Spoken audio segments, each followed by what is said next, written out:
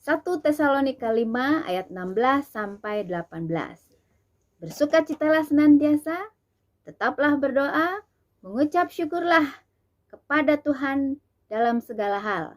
Sebab itulah yang dikehendaki Allah di dalam Kristus Yesus bagi kamu. Berdoa, menyampaikan permohonan dan menaikkan puji-pujian kepada Allah harus disertai dengan hubungan yang akrab dengan Allah. Bagaimana caranya? Kehidupan doa kita harus sehat, bagaikan embun yang diterima oleh bumi di pagi hari.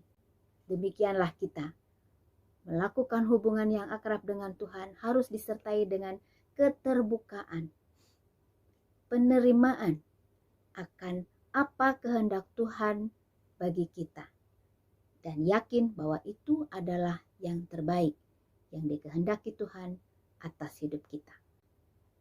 Tetaplah berdoa, bersukacitalah senantiasa. Tuhan Yesus memberkati.